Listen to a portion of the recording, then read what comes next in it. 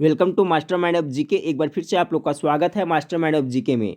Friends, जैसा कि सभी को पता है कि जो 24 जनवरी को होम गार्ड का एग्जाम होने वाला है फ्रेंड्स, तो अब आपके पास बिल्कुल समय नहीं है, मात्र 2 दिन का वक्त है बचा हुआ है फ्रेंड्स। तो अब मैं जो भी आपको वीडियो प्रोवाइड कराऊंगा सभी वो मास्टर वीडियो होगा, जो एग्जाम के दृष्टिकोण से काफ़ी महत्वपूर्ण होगा। तो रिक्वेस्ट है फ्रेंड्स, चैनल पर पहली बार विजिट करें तो चैनल को सब्सक्राइब जरूर कर लें और बेल आइकन को जरूर दबाएं। इसका पीडीएफ भी फ्रेंड्स आपको टेलीग्राम ग्रुप में प्रोवाइड कराया जाएगा, तो जो टेलीग्राम ग्रुप को नहीं ज्वाइन किया टेलीग्राम ग्रुप जाकर के ज्वाइन कर ले फ्रेंड्स। इसका लिंक इस वीडियो के नीचे डिस्क्रिप्शन में दिया हुआ है। साथ ही साथ फ्रेंड्स वहाँ पर मेरा वेबसाइट का भी लिंक दिया हुआ है, जहाँ पर बहुत सारा हिंदी का प्रैक्टिस सेट है और साथ ही जीके जीएस का प्रैक्टिस सेट है, तो उसको भी आप फ्री ऑफ कॉस्ट देख सकते हैं। ठीक फ्रेंड्स, तो चलिए फ्रेंड्स शुरू करते हैं। कल मैं छुट्टी रखा हूँ फ्रेंड्स, कल दिन भर मैं आपको मास्टर वीडियो ही प्रोवाइड कराता रहूँगा फ्रेंड्स। कल और परसों लगातार एग्जाम के लास्ट तक मैं आपके साथ बने हुए हैं फ्रेंड्स, तो आप लोग हमारे चैनल से जुड़े रहें। तो चलिए फ्रेंड्स 100 प्रश्न को देखते हैं। देखिए मास्टर वीडियो में फ्रेंड्स मैं उस टाइप का ही प्रश्न आपको प्रोवाइड कराऊंगा जिस टाइप का पूछने की संभावना है। ठीक है, तो कहीं से भी प्रश्न होगा फ्रेंड्स, यानी जो पूछने लायक है एग्जाम बेस्ड है वही प्रश्न आपको देखने को मिलेगा। तो चलिए फ्रेंड्स देखिए, कुछ पहले पॉइंट है फ्रेंड्स, ये हो सकता है कि आपका एग्जाम में ये प्रश्न पूछा जाए। तो पूछा जा सकता है आपको फ्रेंड्स, देखिए कि बिहार में पूर्ण रूप से शराबबंदी कब लागू हुई थी। तो कब लागू हुई थी फ्रेंड्स, याद रखिएगा 2016 में। कब? अप्रैल महीना में। बिहार में पूर्ण रूप से शराबबंदी कब लागू हुई थी, तो अप्रैल 2016 में लागू हुई थी। सवाल देखिए आपको पूछा जा सकता है फ्रेंड्स कि भारत में कोरोना का मरीज सबसे पहले किस राज्य में मिला था। तो किस राज्य में मिला था, तो केरल राज्य में आपको कोरोना का मरीज सबसे पहले मिला था। अगला है फ्रेंड्स आपका कि पुलवामा हमला किस तिथि को हुआ था। सभी को पता है फ्रेंड्स, पुलवामा में जो हमला हुआ था वो बहुत ही भयानक था और खतरनाक था फ्रेंड्स। तो कब हुआ था वो तिथि, तो 14 फरवरी 2019 ईस्वी को पुलवामा हमला हुआ था। अगला सवाल पूछा जा सकता है फ्रेंड्स, देखिए कि भारत में नोटबंदी किस तिथि को हुई थी, यानी नोटबंदी जो लागू हुआ था फ्रेंड्स वो किस तिथि को, तो 8 नवंबर 2016 में ही आपका नोटबंदी लागू हुआ था फ्रेंड्स। और आपका ये 8 नवंबर महीना में हुआ था फ्रेंड्स। और जो ये पहला था जो शराबबंदी था फ्रेंड्स, याद रखिए बिहार में अप्रैल 2016 में आपका पूर्ण रूप से शराबबंदी हुआ था और आपका नवंबर 2016 में पूर्ण रूप से नोटबंदी हुआ था। तो ये भी जरूर आप याद रखिएगा।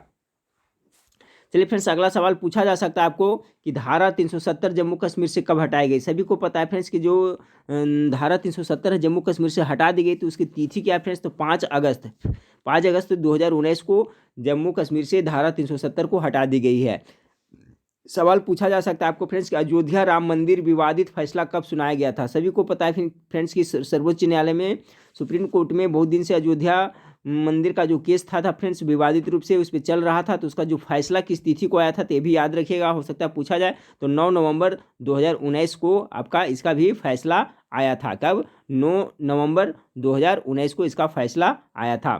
चलिए अगला सवाल है फ्रेंड्स आपका कि भारत में सबसे पहले जनता कर्फ्यू किस तिथि को लगाई गई थी। कोरोना महामारी के बचाव के लिए फ्रेंड्स जनता कर्फ्यू का जो आयोजन किया गया था, कब? तो 22 मार्च 2020 में इसका आयोजन किया गया था। तो ये कुछ पॉइंट था फ्रेंड्स, तो मुझे लगा कि हो सकता है इस टाइप का प्रश्न आपको पूछा जाए, सभी इंपॉर्टेंट है, इस टाइप का प्रश्न पूछा जाता है, इसका मैं आपको कर दिया। इसका पीडीएफ फ्रेंड्स आपको कल मिल जाएगा टेलीग्राम ग्रुप में। ठीक है, अब देखिए फ्रेंड्स, चूंकि बिहार होम गार्ड है फ्रेंड्स, तो बिहार से संबंधित कुछ प्रश्न अवश्य पूछा जाएगा, 100% पूछा जाएगा। तो इसमें देखिए मास्टर वीडियो में फ्रेंड्स आपका बिहार से संबंधित कुछ प्रश्न को शामिल किया है, साथ साथ बिहार के इतिहास से है फ्रेंड्स उससे संबंधित प्रश्न को शामिल किए हैं।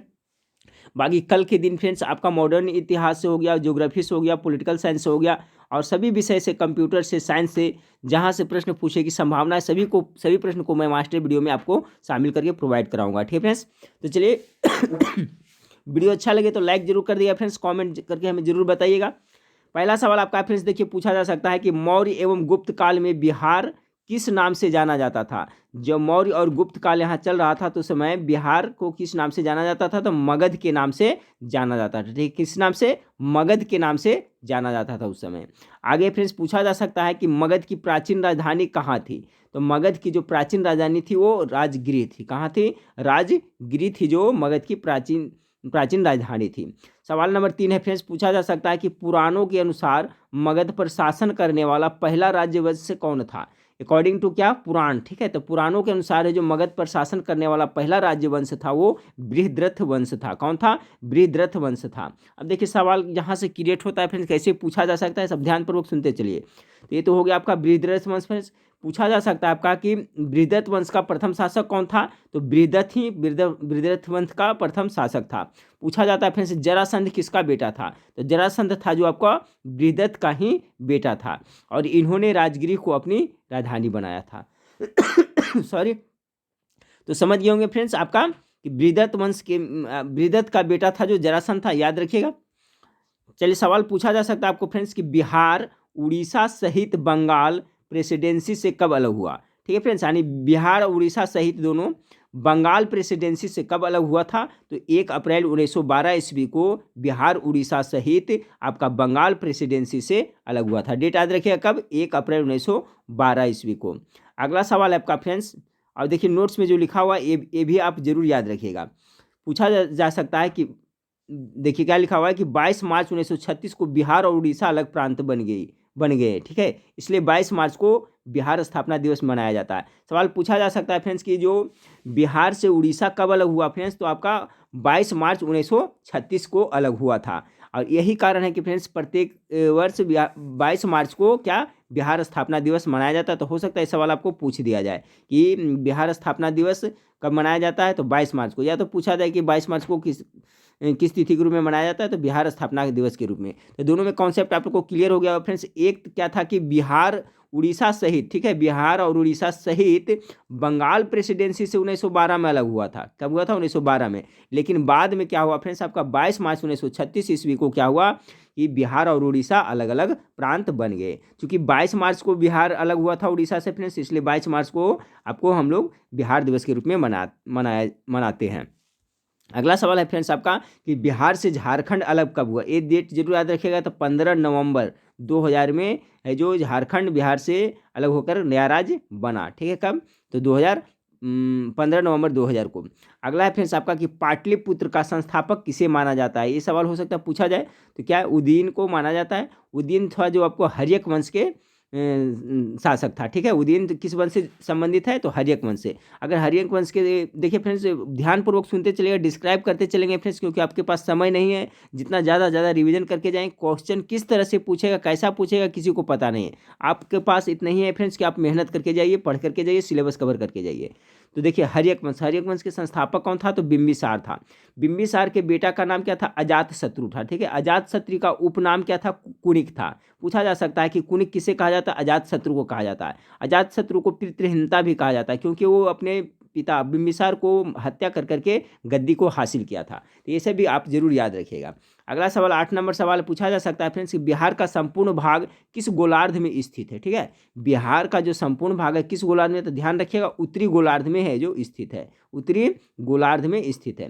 नोट में क्या लिखा हुआ है फ्रेंड्स कि बिहार के उत्तर में नेपाल। देखिए इसका चौहद्दी जरूर याद रखिएगा फ्रेंड्स, पूछ दिया जाता है कभी कभी कि बिहार के पश्चिम में कौन सा राज्य है या उत्तर में कौन सा राज्य है, कौन सा देश है, इस तरह से। तो याद रखिए बिहार के उत्तर में क्या पड़ता है, नेपाल पड़ता है। पश्चिम में क्या पड़ता है, बिहार के उत्तर में नेपाल पड़ता है, और पूर्व में क्या पड़ता है, पश्चिम बंगाल।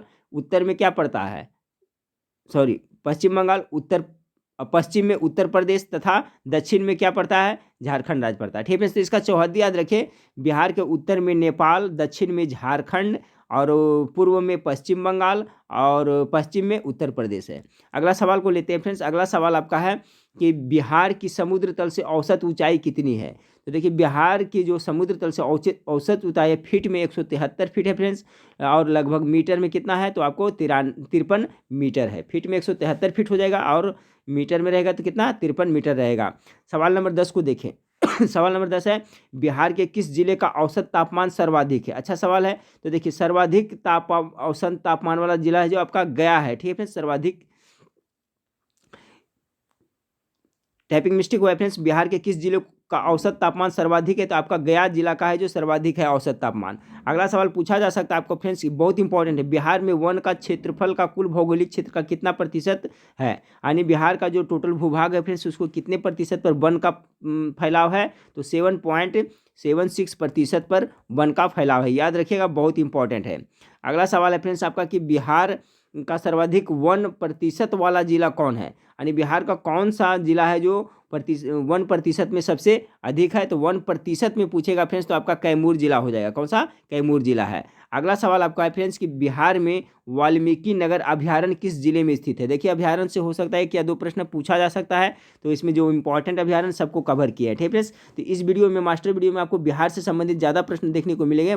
कल है जो फ्रेंड्स आपको सभी विषय का मास्टर वीडियो प्रोवाइड कराया जाएगा शाम तक। तो फ्रेंड्स बिहार में जो वाल्मीकि नगर अभ्यारण्य है किस जिले में स्थित है, ये पश्चिम चंपारण में पड़ता है। अगला सवाल को देखिए फ्रेंड्स कि बिहार में गौतम बुद्ध अभ्यारण्य कहाँ स्थित है, तो आपका गया डिस्ट्रिक्ट में गौतम बुद्ध अभ्यारण्य स्थित है।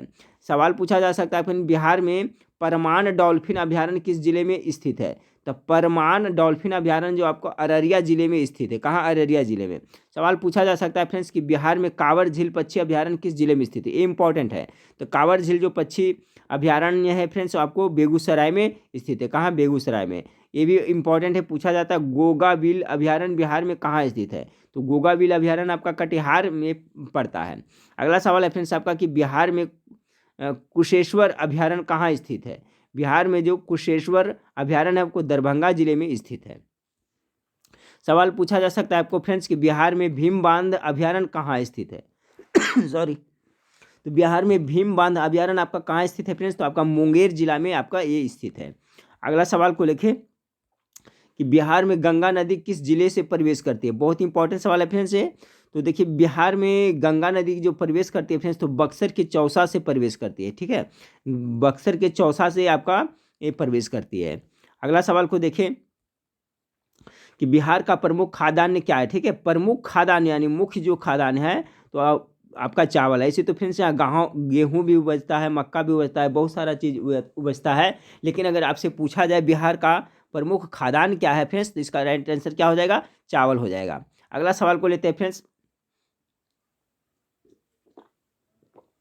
अगला सवाल आपका है फ्रेंड्स कि बिहार के प्रमुख जनजातियां कौन कौन है। तो बिहार का जो प्रमुख जनजातियां हैं तो देखिए फ्रेंड्स ये याद रखें, ऑप्शन में किसी तरह से पूछा जा सकता है कि इनमें से कौन है जो बिहार का जनजाति है या नहीं है, तो याद रख कर लें डायरेक्ट कि बिहार के जो प्रमुख जनजाति कौन कौन है, तो संथाल भी यहाँ फ्रेंड्स, मुंडा है, रजवार है और उरांव है। ये सभी है जो यहाँ का प्रमुख जनजातियाँ हैं। चलिए सवाल नंबर 23 को देखें। सवाल नंबर 23 आपका है फ्रेंड्स कि बिहार राज्य का सर्वाधिक ऊंचा शिखर कौन है, इंपॉर्टेंट है, पूछा जा सकता है। तो देखिए सोमेश्वर है जो आपको सबसे ऊंचा है फ्रेंड्स। ठीक है, बिहार राज्य का जो सर्वाधिक ऊंचा शिखर कौन है, तो आपको सोमेश्वर है। सोमेश्वर की पहाड़ी आप लोग नाम सुने होंगे और इसकी ऊंचाई कितना है, तो 875 मीटर है। अगला सवाल आपको पूछा जा सकता है क्षेत्रफल की दृष्टि से भारत के राज्यों में बिहार का कौन सा स्थान है। तो क्षेत्रफल की दृष्टि से भारत के राज्यों में बिहार का स्थान 13वां है। ठीक फ्रेंड्स, पहले कितना था, 12वां था, लेकिन तेलंगाना राज्य बनने से फ्रेंड्स क्या है, 12वां स्थान पर तेलंगाना आ गया और जो बिहार का जो आ गया फ्रेंड्स केमा 13वां स्थान पर आ गया। अगला सवाल पूछा जा सकता है फ्रेंड्स कि बिहार का कुल क्षेत्रफल कितना है। बिहार का क्षेत्रफल कितना है, तो आपको पता है इकाई दहाई सैकड़ा हज़ार 94,163 वर्ग किलोमीटर कुल है जो बिहार का क्षेत्रफल है। सवाल पूछा जा सकता है आपको कि बिहार का राजकीय चिन्ह क्या है, इंपॉर्टेंट है। तो देखिए जो राजकीय चिन्ह है वो क्या है, पीपल, बोधि वृक्ष का पीपल, बोधि वृक्ष पीपल है, वही है जो आपका बिहार राज्य का राजकीय चिन्ह है। पूछा जा सकता है फ्रेंड्स आपका बिहार का राजकीय पशु क्या है, तो क्या है, बैल को बनाया गया है राजकीय पशु। बिहार का राजकीय पक्षी क्या है फ्रेंड्स, तो गौरैया को बनाया गया है। याद रखिएगा राजकीय फूल बिहार का क्या है, गेंदा है। तथा राजकीय मछली किसे कहा गया, बनाया गया है, घोषित किया गया फ्रेंड्स, तो देसी जो मांगुर होते हैं उसको राजकीय मछली का दर्जा दिया गया है। और फूल में गेंदा हो गया और बिहार का राजकीय पक्षी में क्या है, तो गौरैया है। ये सब सिंपल है फ्रेंड्स। देखिए सब तरह का प्रश्न आपको देखने को मिलेगा, सब तरह को आपको पढ़ के जाना है। चलिए सवाल नंबर 29 को देखें कि बिहार में विधानसभा सदस्यों की कुल संख्या। ये सब देखिए जो भी प्रश्न अभी आ रहा है बहुत इंपॉर्टेंट है, इससे एक प्रश्न आपको अवश्य पूछा जाएगा। तो बिहार में अगर जो विधानसभा सदस्यों की कुल संख्या पूछी जाए तो कितना, 243 है। अगला सवाल पूछा जा सकता है कि बिहार विधानसभा में जो बिहार विधानसभा की टोटल सीट कितना भी बताएं, 243 है। तो उसी में कह रहा है एससी, ठीक है, शेड्यूल कास्ट और एसटी की आरक्षित सीटें कितनी हैं। तो देखिए बिहार विधानसभा में एससी का है जो आपका 38 सीट है, कितना है, 38 सीट है जो आपका एससी का है। और एसटी का कितना है, तो मात्र 2 सीट है। तो ये भी जरूर आप याद रखिएगा, बिहार विधानसभा में ये पूछा जा रहा है। सवाल नंबर 31 को देखिए, ये टॉप मोस्ट भी आई है। बिहार विधान परिषद में सदस्यों की कुल संख्या कितनी है? तो सभी को पता है फ्रेंड्स कि बिहार में द्विसदनात्मक है फ्रेंड्स, द्विमंडलीय व्यवस्था है यहाँ पर, यानी कि आपका विधान परिषद भी है यहाँ और विधानसभा भी है। ठीक है, तो विधानसभा में तो हम लोग देख लिए थे कितना 243 सीट था, लेकिन अगर जो विधान परिषद के बारे में पूछा जाए तो कितना 75 सीट है, कितना 75 सीट है। अगला सवाल को लेते हैं, 32 नंबर सवाल को देखिए, बिहार में लोकसभा की कुल कितने सीटें, ये भी इंपॉर्टेंट है। तो लोकसभा के यहाँ से कितने सांसद चुने जाते हैं? 40 सांसद चुने के जाते हैं। लोकसभा का कितने सीट है? तो टोटल आपका 40 सीट है जो लोकसभा का है। अगला सवाल ये भी इंपॉर्टेंट है फ्रेंड्स कि लोकसभा में अनुसूचित जाति की आरक्षित सीटें कितनी है? ठीक है, अनुसूचित जो SC है फ्रेंड्स, ठीक है, उनका सीट कितना है जो आरक्षित? अच्छा है। तो लोकसभा में टोटल सीट कितना है? 40 है। 40 में से आपका 6 सीट है जो आपका लोकसभा में अनुसूचित जाति के लिए आरक्षित है। कितना? 6 सीट है। अगला सवाल पूछा जा सकता है फ्रेंड्स कि बिहार में राज्यसभा की कुल कितने सीटें? ये इंपॉर्टेंट है, टॉप मोस्ट। तो देखिए राज्यसभा का टोटल यहाँ से कितने टोटल सीट निर्धारित है फ्रेंड्स? तो 16 सीट है जो यहाँ से निर्धारित है बिहार में राज्यसभा की। ठीक है, लोकसभा का कितना था? 40 था, और राज्यसभा में कितना? तो 16 सीटें हैं। अगला सवाल है फ्रेंड्स, पटना उच्च न्यायालय की स्थापना कब हुई थी? पूछा जा सकता है 1916 ईस्वी में। अगला है फ्रेंड्स आपका, पटना उच्च न्यायालय का प्रथम मुख्य न्यायाधीश कौन था? जो पटना उच्च न्यायालय था उसका जो प्रथम मुख्य न्यायाधीश कौन थे फ्रेंड्स? चमियार थे, सर एडवर्ड चमियार थे जो प्रथम मुख्य न्यायाधीश बने थे पटना उच्च न्यायालय के, जिनकी स्थापना अभी बताया फ्रेंड्स कितना 1916 में हुआ था। अगला सवाल पूछा जा सकता है आपका फ्रेंड्स कि बिहार का प्रथम राजकीय भाषा कौन? ये इंपॉर्टेंट है। बिहार का अगर राजकीय भाषा, मेन राजकीय भाषा आपका हिंदी का है फ्रेंड्स, लेकिन पूछा जाए बिहार का द्वितीय राजभाषा क्या है, तो आपको उर्दू को दिया गया है। ठीक है, प्रथम हिंदी है और द्वितीय राजभाषा क्या है? तो आपका उर्दू है। अगला सवाल पूछा जा सकता है आपसे कि बिहार में सर्वाधिक जनसंख्या घनत्व वाला जिला कौन है फ्रेंड्स? तो सभी को पता है शिवहर जिला है जो क्या है? सबसे अधिक वहाँ है। तो देखिए इसका चारों सीक्वेंस याद रखिए। सब प्रथम स्थान पर जनसंख्या घनत्व के अनुसार शिवहर आ जाता है पहला स्थान पे, दूसरा स्थान पे पटना आता है फ्रेंड्स, और तीसरा स्थान पे दरभंगा, और चौथा स्थान पे वैशाली आता है। ठीक है, तो याद रखिएगा शिवहर है जो आपका जनसंख्या घनत्व में सबसे अधिक आगे है। अगला सवाल को देते हैं फ्रेंड्स। अगला सवाल आपका है कि बिहार में न्यूनतम जनसंख्या घनत्व वाला जिला कौन है? तो बिहार में जो न्यूनतम जनसंख्या घनत्व वाला जिला कौन है फ्रेंड्स? इसका जो राइट आंसर हो जाएगा आपका कैमूर हो जाएगा। अधिकतम तो अभी शिवहर देखे थे फ्रेंड्स, न्यूनतम अगर पूछ दे तो आपको कैमूर, दोनों को याद रखिएगा, शिवहर और कैमूर। सबसे अधिक पूछेगा फ्रेंड्स तो आपका शिवहर हो जाएगा, सबसे कम पूछेगा तो क्या हो जाएगा आपका? कैमूर हो जाएगा। ठीक है, अगला है फ्रेंड्स आपका कि डॉक्टर सच्चिदानंद सिन्हा संविधान सभा का प्रथम अस्थायी अध्यक्ष बने थे, वो किस राज्य से संबंधित थे? देखिए इसमें 2-3 सवाल बनता है, दोनों का मैं डिस्क्राइब कर देता हूँ फ्रेंड्स, आप याद रखिएगा। तो कह रहा है कि डॉक्टर सिन्हा यानी संविधान सभा को अस्थायी अध्यक्ष किसे बनाया गया था? तो आपका डॉक्टर सच्चिदानंद सिन्हा को अस्थायी सदस्य बनाया गया था। किसका? संविधान सभा का। और एक किस राज्य से संबंधित थे? तो बिहार से थे। अगर पूछा जाए संविधान सभा का अस्थायी अध्यक्ष किसे बनाया गया था? तो डॉक्टर राजेंद्र प्रसाद को बनाया गया था। तो वो भी थे कहाँ से थे? तो बिहार से थे। ठीक है, तो इस तरह से याद रखें। अगला सवाल है आपका कि बिहार में सबसे बड़ा पशु मेला कहाँ लगता है? तो सबसे पशु मेला आपका कहाँ लगता है फ्रेंड्स? तो सोनपुर में है जो सबसे बड़ा पशु मेला लगता है। ठीक है, इसे हरिहर का मेला भी कहा जाता है, याद रखिएगा। चलिए सवाल नंबर 43 को देखते हैं। सवाल नंबर 43 आपका है कि पंचायत चुनाव में महिलाओं को 50% आरक्षण देने वाला प्रथम राज्य कौन है? तो आपका बिहार है। ये सवाल को देखिए घुमा फिरा करके भी पूछा जा सकता है कि बिहार में पंचायत चुनाव में महिलाओं का कितना प्रतिशत आरक्षण दिया जाता है? तो 50% आरक्षण दिया जाता है। तो इस तरह से भी पूछा जा सकता है, तो आप कॉन्सेप्ट क्लियर रखें। तो चलिए यहाँ पर क्या है कि पंचायत चुनाव में महिलाओं को 50% आरक्षण देने वाला प्रथम राज्य कौन है? तो आपका बिहार राज्य है। चलिए सवाल नंबर 44 को देखते हैं कि दिल्ली के सिंहासन पर बैठने वाला प्रथम बिहारी शासक कौन था? तो प्रथम बिहारी शासक शेरशाह सूरी था जो आपको दिल्ली के सिंहासन पर पहले बार बैठा था। अगला सवाल है फ्रेंड्स आपका कि बिहार के प्रथम मुस्लिम राज्यपाल कौन थे? मुस्लिम राज्यपाल का अगर पूछा जाए फ्रेंड्स तो डॉक्टर जाकिर हुसैन थे जो प्रथम मुस्लिम राज्यपाल थे। अगला सवाल पूछा जा सकता है आपका फ्रेंड्स कि बिहार के प्रथम मुस्लिम मुख्यमंत्री कौन थे? तो मुस्लिम मुख्यमंत्री अगर पूछा जाए फ्रेंड्स तो आपका अब्दुल गफूर थे। कौन थे? अब्दुल गफूर थे जो बिहार के प्रथम मुस्लिम मुख्यमंत्री थे। अगला सवाल आपको पूछा जा सकता है फ्रेंड्स कि बिहार के प्रथम दलित मुख्यमंत्री कौन थे? तो बिहार का जो प्रथम दलित मुख्यमंत्री थे उनका नाम क्या था? भोला पासवान शास्त्री था। अगला सवाल पूछा जा सकता है आपको कि बिहार में प्रथम निर्दलीय मुख्यमंत्री कौन बने थे? तो प्रथम निर्दलीय मुख्यमंत्री कौन बने थे? तो महामाया प्रसाद सिन्हा है जो आपका प्रथम निर्दलीय मुख्यमंत्री बने थे। अगला सवाल देखिए आपका क्या है कि बिहार के प्रथम विधानसभा अध्यक्ष कौन थे, ये भी पूछा जा सकता है। तो कौन थे बिहार के प्रथम विधानसभा अध्यक्ष, उनका नाम क्या था? तो रामदयालु सिंह थे। अगला सवाल 50 नंबर सवाल को देखिए कि बिहार के किस व्यक्ति को सर्वप्रथम ज्ञानपीठ पुरस्कार मिला था? तो सर्वप्रथम ज्ञानपीठ पुरस्कार प्राप्त करने वाले बिहार के कौन थे? तो रामधारी सिंह दिनकर। और उन्होंने किस पे मिला था? उनको उर्वशी के लिए। चलिए ये भी याद रखिएगा, उर्वशी के लेखक कौन है? तो रामधारी सिंह दिनकर है। ठीक है, अगला सवाल को लेते हैं। अगला सवाल 51 नंबर सवाल है कि बिहार का प्रथम तेल शोधक कारखाना कौन है? ये भी इंपॉर्टेंट हो सकता है, ये पक्का आपको पूछ दिया जाए। तो ये बरौनी है जो आपका बिहार का प्रथम तेल शोधक कारखाना है। कौन सा? बरौनी। अगला सवाल आपको पूछा जा सकता है कि बिहार के प्रथम दूरदर्शन केंद्र कौन है? तो देखिए मुजफ्फरपुर जो है जो आपका बिहार के प्रथम दूरदर्शन केंद्र है। कौन सा? मुजफ्फरपुर। अगला सवाल को देखते हैं कि बिहार का प्रथम विज्ञान केंद्र के, ये बहुत वीवीआई सवाल है। तो जो बिहार का जो प्रथम विज्ञान केंद्र है उनका नाम क्या है? तो श्री कृष्ण विज्ञान केंद्र, जो कहाँ पड़ता है? पटना। याद रखिएगा, बिहार का प्रथम विज्ञान केंद्र कौन है? तो श्री कृष्ण विज्ञान केंद्र पटना। अगला सवाल आपको पूछा जा सकता है कि बिहार में स्थापित होने वाला पहला बैंक कौन है? बहुत इंपॉर्टेंट सवाल है, वीवीआई सवाल है। जो बिहार में सबसे पहले स्थापित हुआ था तो किस बैंक स्थापित किया गया था फ्रेंड्स? तो सर्वप्रथम आपको इलाहाबाद बैंक है जो बिहार में सर्वप्रथम स्थापित किया गया था। चलिए अगला सवाल को देखते हैं। अगला सवाल 55 नंबर सवाल है कि बिहार के करमटिया गांव में मुंगेर जिला में स्थित है। देखिए बिहार के करमटिया गांव कहाँ स्थित है? तो मुंगेर जिला में आपका स्थित है। वह किसके लिए प्रसिद्ध है? इंपॉर्टेंट, इसको किसी तरह से घुमा के पूछे फ्रेंड्स, याद रखें। तो स्वर्ण के लिए वो आपका प्रसिद्ध है। ठीक है, या तो पूछे फ्रेंड्स कि करमटिया गांव कहाँ है? तो मुंगेर जिला में है। तो आप ये जिला भी याद रखिएगा। और किस लिए प्रसिद्ध है? तो स्वर्ण के लिए आपको प्रसिद्ध है।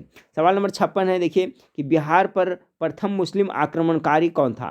यानी बिहार पर प्रथम मुस्लिम आक्रमण करने वाला आक्रमणकारी कौन था? तो बख्तियार खिलजी था जो प्रथम आक्रमणकारी था। याद रखिए बिहार पर प्रथम मुस्लिम आक्रमणकारी कौन था? तो बख्तियार खिलजी। सवाल देखिए अगला है कि बिहार की यात्रा करने वाला प्रथम अंग्रेज यात्री कौन था? बहुत इंपॉर्टेंट है फ्रेंड्स। तो कौन है फ्रेंड्स? सभी को रॉल्फ फिच है। प्रथम थी कौन था? रॉल्फ फिच है जो प्रथम अंग्रेज यात्री था जो बिहार का आपको क्या था फ्रेंड्स? बिहार की यात्रा किया था।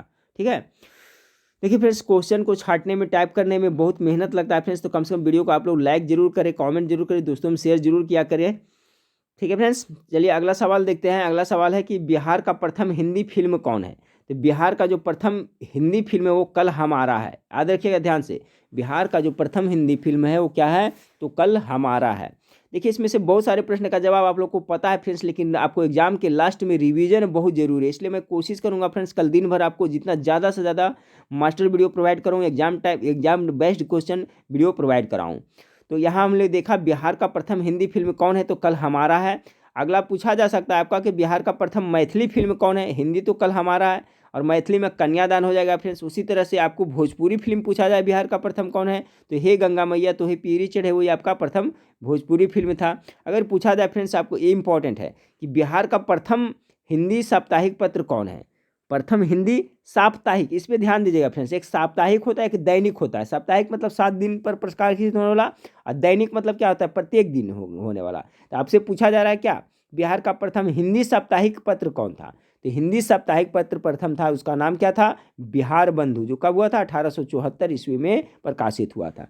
तो साप्ताहिक पूछेगा बिहार का प्रथम, तो क्या हो जाएगा फ्रेंड्स? बिहार बंधु हो जाएगा। अब अगर आपसे पूछा जाए कि बिहार का प्रथम हिंदी दैनिक, वो साप्ताहिक था, ये दैनिक पत्र कौन है? तो सर्व हितैषी हो जाएगा। दैनिक में अगर ये पूछेगा तो सर्व आपका हितैषी हो जाएगा। उसी तरह से अगला सवाल को देखिए फ्रेंड्स। अगला सवाल आपको पूछा जा सकता है कि बिहार का प्रथम अंग्रेजी दैनिक पत्र कौन था? ठीक है, तो अंग्रेजी, हिंदी तो देख लिए फ्रेंड्स। अब पूछा जाए अंग्रेजी, तो अंग्रेजी में सर्च लाइट था। ठीक है, बिहार का प्रथम अंग्रेजी दैनिक पत्र कौन था? तो सर्च लाइट था। अगला सवाल देखिए फ्रेंड्स कि बिहार का पहला कछुआ पुनर्वास केंद्र है, ठीक है, कहाँ स्थापित किया गया है? तो आपका भागलपुर में पहला कछुआ पुनर्वास केंद्र स्थापित किया गया है। याद रखिएगा फ्रेंड्स, 63 का जो राइट आंसर हो जाएगा भागलपुर हो जाएगा। सवाल नंबर 64 को देखिए। सवाल नंबर 64 है बिहार केसरी किसका उपनाम है? बिहार केसरी, उपनाम से भी आपको 1-2 प्रश्न हो सकता है पूछा जाए। तो बिहार केसरी किसका उपनाम है? तो इसका जो राइट आंसर होगा फ्रेंड्स आपका श्री कृष्ण सिंह को हो जाएगा। ठीक है, यहाँ पर मिस्टेक हुआ है, श्री कृष्ण सिंह को बिहार केसरी भी कहा जाता है। अगला सवाल आपका फ्रेंड्स कि जस्टिस ऑफ पीस किनका उपनाम है? अच्छा सवाल है। तो जस्टिस ऑफ पीस किसका उपनाम है फ्रेंड्स? इसका जो राइट आंसर होगा जनार्दन प्रसाद सिंह, ठीक है, जनार्दन प्रसाद सिंह को जस्टिस ऑफ पीस कहा जाता है। अगला सवाल को देखिए 65 नंबर 66 नंबर, बिहार विभूति किसे कहा जाता है? तो डॉक्टर अनुग्रह नारायण सिन्हा को क्या बिहार विभूति कहा जाता है? अगला सवाल को देखिए बिहार में प्रथम गंगा डॉल्फिन संरक्षण केंद्र कहाँ स्थापित किया गया है? ये टॉप मोस्ट बीवीआई सवाल है फ्रेंड्स। तो देखिए बिहार में प्रथम गंगा डॉल्फिन संरक्षण केंद्र स्थापित कहाँ किया गया? तो विक्रमशिला यानी भागलपुर में किया गया, विक्रमशिला भागलपुर में। 68 नंबर सवाल को देखिए कि बिहार का सबसे बड़ा वन्य जीव अभ्यारण्य कौन है? टॉप मोस्ट बीवीआई है। अगर जो सबसे बड़ा पूछा जाए तो कैमूर वन्य जीव अभ्यारण्य है, जो बिहार में सबसे बड़ा जीव अभ्यारण्य है। अगला सवाल को लेते हैं। अगला सवाल है फ्रेंड्स कि कौटिल्य की पुस्तक अर्थशास्त्र किस विषय पर आधारित है? दो सवाल है फ्रेंड्स। अर्थशास्त्र के लेखक कौन है? कौटिल्य या चाणक्य कहिए या विष्णुगुप्त कहिए, जो कहिए। तो कह रहा है किस पे आधारित था फ्रेंड्स? तो ये देखिए राजनीतिक नीतियां पे आधारित है। तो कहीं पे राजनीतिक नीतियां देगा फ्रेंड्स, कहीं पर इस तरह से देगा शासन काल के सिद्धांत और अभ्यास पर। इसमें कंफ्यूज नहीं होना फ्रेंड्स, राजनीतिक नीतियां बोले या तो शासन काल के सिद्धांत और अभ्यास। पूछा जा सकता है आपका मुगल काल में बिहार आने वाला प्रथम विदेशी यात्री कौन था? टॉप मोस्ट बीवीआई है, ठीक है। तो मुगल काल में अंग्रेज तो कौन आया था फ्रेंड्स? तो रॉल्फ हेंस था। लेकिन पूछे जाए कि मुगल काल में बिहार आने वाला प्रथम विदेशी यात्री कौन था इस तरह से, तो मुल्ला ताकिया था। कौन था? मुल्ला ताकिया था। अगला सवाल आपका फ्रेंड्स कि बिहार में स्थित महाजन पदों के बारे में जानकारी मिलती है किससे? तो सभी को पता है अंगुत्तर निकाय से जानकारी मिलती है। किससे? अंगुत्तर निकाय से। अगला सवाल है फ्रेंड्स कि भारत के 16 महाजन पदों में बिहार में स्थित महाजन पद अंग, ठीक है, अंग की राजधानी कहाँ थी? ये इंपॉर्टेंट है। तो अंग की राजधानी कहाँ थी फ्रेंड्स? चंपा थी। उसी तरह से फ्रेंड्स आपका ये भी पूछा मगध की राजधानी कहाँ? तो राजगिरी हो जाएगा। उसी तरह से पूछे अगर वज्जी की राजधानी कहाँ है, तो वज्जी का राजधानी कहाँ थी? तो वैशाली थी। तो तीनों इंपॉर्टेंट है फ्रेंड्स, याद रखिएगा। क्या क्या था? तो मगध क्या थी आपका? अंग की राजधानी चंपा थी, और मगध की राजगिरी, और वज्जी का कहाँ? तो वैशाली थी। अगला सवाल को देखिए फ्रेंड्स कि किस वेद में मगध एवं अंग का उल्लेख मिलता है? तो अथर्व वेद में मिलता है। ये अथर्व वेद है जो फ्रेंड्स आपका जादू टोना अंत्र मंत्र तंत्र से संबंधित वेद है। उसी तरह से अगर जो पूछा जाए संगीत से संबंधित वेद कौन था? साम वेद है। तो सब याद रखें। अगला सवाल को देखिए फ्रेंड्स, जीवक किसके दरबार में जाने माने चिकित्सक और राजवैद्य थे? बहुत अच्छा सवाल है। तो जीवक थे किसके? बिंबिसार के दरबार में रहते थे। और महात्मा, पूछा जाता है कि महात्मा बुद्ध का जब तबीयत खराब हो गई थी, अस्वस्थ हो गए थे, तो बिंबिसार ने उनके इलाज के लिए, उनके सेवा के लिए किसे भेजा था? तो आपका जीवक को ही उन्होंने भेजा था। अगला सवाल को देखिए फ्रेंड्स। अगला सवाल 75 नंबर सवाल है कि हर्यक वंश का अंतिम शासक कौन था? हर्यक वंश के संस्थापक तो बिंबिसार थे फ्रेंड्स, उसका बेटा का अजातशत्रु था। लेकिन हर्यक वंश का अगर अंतिम शासक पूछा जाए तो नागदशक था, जो आपका हर्यक वंश का अंतिम शासक था। अगला सवाल को देखिए फ्रेंड्स। अगला सवाल है कि हर्यक वंश के बाद किस वंश की स्थापना मगध पर हुई थी? इंपॉर्टेंट, इस टाइप से सवाल पूछा जाता है। तो जब हर्यक वंश समाप्त हुआ फ्रेंड्स, तो उस पर मगध पर कौन सा वंश का स्थापना हुआ? शिशुनाग वंश का स्थापना हुआ था। अगला सवाल है आपका फ्रेंड्स कि सर्व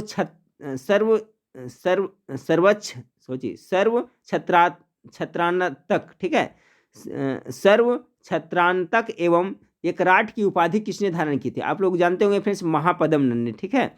यानी आपको सर्व छत्रान्तक एवं एकारट की उपाधि किसने धारण की थी? तो महापदम नंद ने ये उपाधि धारण की थी। याद रखें फ्रेंड्स, ये पूछा जाता है हमेशा।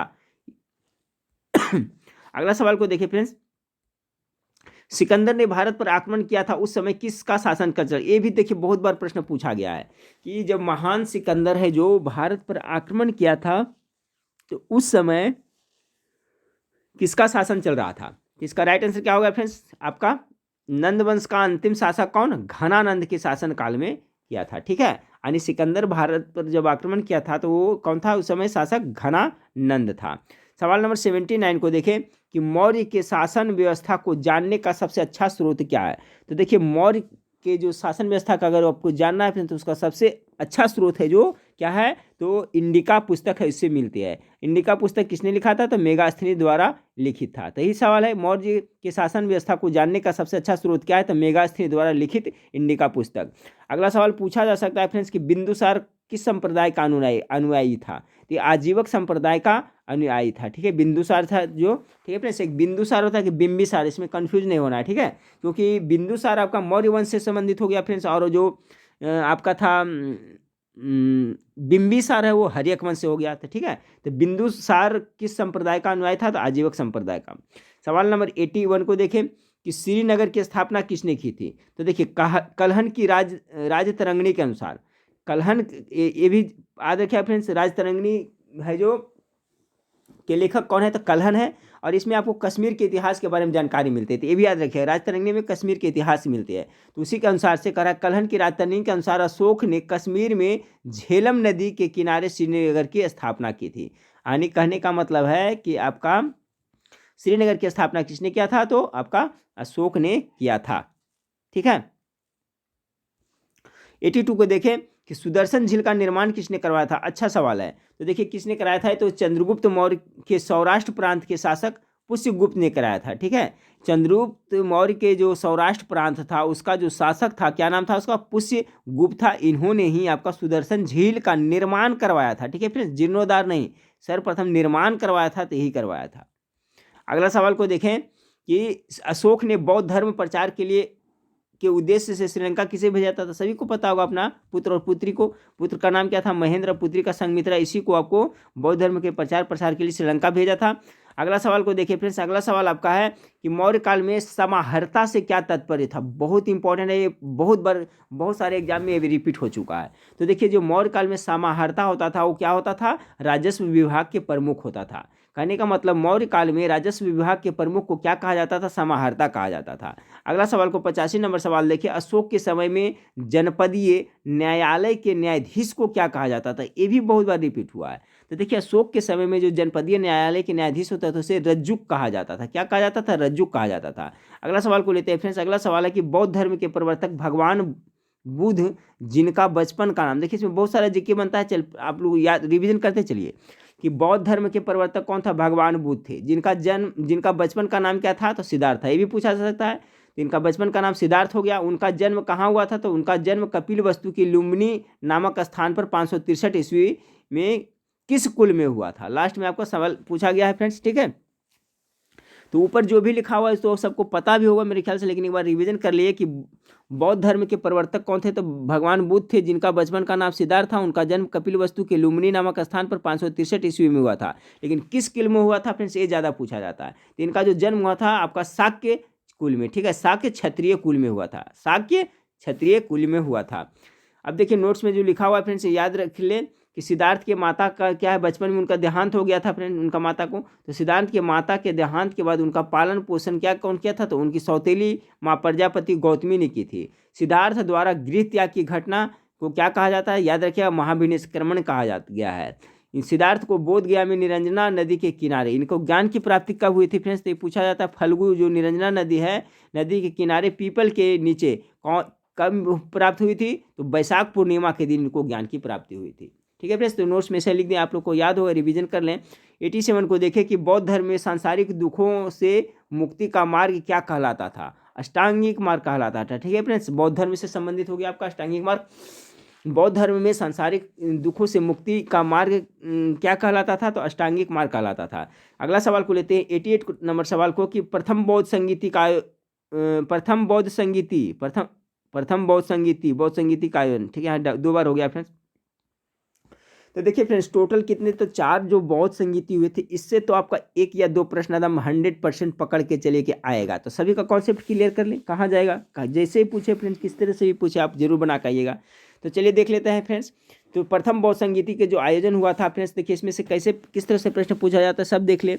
या तो पूछा जाएगा प्रथम बौद्ध संगीति का आयोजन कहाँ हुआ था, किसके शासनकाल में हुआ था, या तो इसके अध्यक्ष कौन थे, 3 यही पूछा जाता है। तो ये तीनों कॉन्सेप्ट कहते हैं। प्रथम बौद्ध संगीति का आयोजन आपको राजगृह में हुआ था। कहाँ हुआ था? इसमें सप्तकर्णी गुफा में हुआ था ये। ठीक है, कब हुआ था? 483 ईस्वी पूर्व में। और किसके शासनकाल में? अजात शत्रु के शासनकाल में हुए थे। और इसका अध्यक्ष कौन थे? तो इम्पॉर्टेंट है, याद रखिए, महाकश्यप थे। प्रथम बौद्ध संगीति के अध्यक्ष कौन थे? तो महाकश्यप थे। तो सब याद करते चले। द्वितीय बौद्ध संगीति में अगर पूछेगा फ्रेंड्स तो ये कहाँ हुआ था? वैशाली में। प्रथम हो गया था आपका राजगृह में, दूसरा वैशाली में हुआ था। किसके शासनकाल में हुआ था? तो कालाशोक के शासनकाल में हुई थी। और इसके अध्यक्ष कौन थे फ्रेंड्स? तो सबा कामी थे, याद रखिएगा। द्वितीय के अध्यक्ष कौन थे? सबा कामी थे। अब प्रथम का अध्यक्ष अभी मैंने बताया था कौन थे फ्रेंड्स, आपका महाकश्यप थे। दूसरे के सबा कामी थे। तृतीय बौद्ध संगीति का आयोजन कब हुआ था? तो अशोक के शासनकाल में हुआ था। प्रथम हो गया था किसका?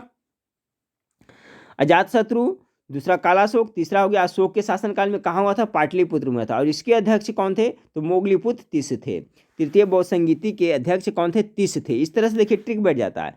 तृतीय बौद्ध संगीति के अध्यक्ष तीस, तो ये तो याद रहेगा फ्रेंड्स, मोगलीपुत्र तीस, तो 30 तो पकड़ के रखें, या आप 30 पकड़ के रखिएगा फ्रेंड्स, तो आपको सही हो जाएगा आंसर। तो तृतीय बौद्ध संगीति जो आयोजन हुआ था इसके अध्यक्ष कौन थे, तो मोगलीपुत्र तीस थे। किसके शासनकाल में, अशोक के शासनकाल में। कहाँ हुआ था, पाटलिपुत्र में। अगला सवाल को देखिए फ्रेंड्स, तृतीय बौद्ध संगीति का आयोजन, ठीक है। अभी तो हमने देखा फ्रेंड्स यहाँ डबल लगता हो गया, तृतीय बौद्ध संगीति और ये यहाँ चतुर्थ होना चाहिए, ठीक है फ्रेंड्स। तृतीय बौद्ध संगीति का आयोजन तो हम लोग देख लिए, यहाँ पर चतुर्थ होना चाहिए थे, टाइपिंग मिस्टेक हुआ है, तो यहाँ पर क्या हो जाएगा आपका, चतुर्थ बौद्ध संगीति के बारे में कहा जा रहा है। तो जो चतुर्थ बौद्ध संगीति का आयोजन हुआ था फ्रेंड्स आपका कहाँ हुआ था, तो चतुर्थ बौद्ध संगीति का आयोजन कश्मीर के कुंडल वन में हुआ था। किसके शासनकाल में, कनिष्क के शासनकाल में हुआ था। इसके अध्यक्ष कौन थे, तो वसुमित्र थे, और उपाध्यक्ष कौन थे, तो अश्वघोष थे। तो ये भी जरूर याद रखिएगा। तो सभी कॉन्सेप्ट क्लियर हो गया चारों का फ्रेंड्स। इससे आपका 1 या 2 प्रश्न आपको फिक्स आएगा और सही करके आना है आप लोग को। 92 को देखें कि किस बौद्ध संगीति में बौद्ध धर्म 2 संप्रदाय हिनायन और महायान में विभाजित, ये इंपॉर्टेंट है, ये पूछा जाता है। तो आपका चतुर्थ बौद्ध संगीति में बौद्ध धर्म 2 संप्रदायों में बट गया था फ्रेंड्स, एक हिनायन था और दूसरा महायान था। चलिए 93 को देखें कि जैन धर्म के वास्तविक संस्थापक किसे माना जाता है। तो देखिए जैन धर्म के वास्ते, देखिए जैन धर्म और बौद्ध धर्म से तो 1-2 प्रश्न जरूर पूछा जाएगा फ्रेंड्स। तो इसका तो मैं 1 लाइनर जीके भी बना दिया हूँ 60-70 प्रश्न का फ्रेंड्स, तो वो मेरे वेबसाइट पर जाके देख सकते हैं, और बहुत सारा प्रैक्टिस सेट है वेबसाइट पर देखने को आपको, ठीक है फ्रेंड्स। तो जैन धर्म के वास्तविक संस्थापक अगर पूछे तो क्या हो जाएगा आपका, जैन धर्म के 24वें तीर्थंकर महावीर हो जाएगा, ठीक है। वास्तविक पूछेगा तो, अगर सिंपल पूछा जाए जैन धर्म के संस्थापक कौन थे या प्रवर्तक कौन थे, तो ऋषभदेव हो जाएगा फ्रेंड्स, लेकिन वास्तविक जहां जो लगा दिया था आपका महावीर को हो जाएगा। इससे और सवाल पूछा जाता है कि जैन धर्म के 23वें तीर्थंकर कौन थे, तो पार्श्वनाथ थे, ये आप जरूर याद रखिएगा।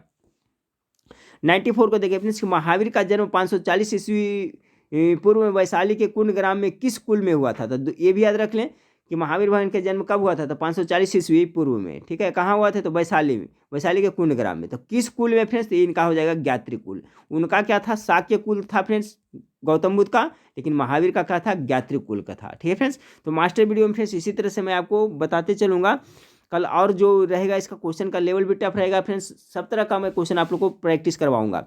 है फ्रेंड्स आपका महावीर स्वामी को ज्ञान की प्राप्ति कब तथा कहाँ हुई थी, ठीक है। तो हम लोग गौतम बुद्ध के तो देख लेते हैं, महावीर के बारे में जान लेते हैं। तो इनको 12 वर्ष की लगातार कठोर तपस्या के साधना के बाद इनको 42 वर्ष की अवस्था में, ठीक है, कितना 42 वर्ष की आयु में महावीर को जुम्बिका ग्राम के समीप, कहाँ, जुम्बिका ग्राम के समीप रिजु पालका नदी के किनारे एक साल वृक्ष के नीचे इनको सर्वोच्च ज्ञान की प्राप्ति हुई थी। सर्वोच्च ज्ञान यानी कैवल्य की प्राप्ति हुई थी। तो कैवल्य का मतलब क्या होता है फ्रेंड्स, याद रखिएगा, सर्वोच्च ज्ञान होता है, ये भी पूछा जाता है। 96 को देखें, प्रथम जैन संगीति का आयोजन कहाँ हुई थी, तो देखिए इसमें टोटल 2 ही संगीति हुआ था। जैन का कितना संगीति, 2 हुआ था, जबकि बौद्ध का कितना हुआ था, 4 हुआ था।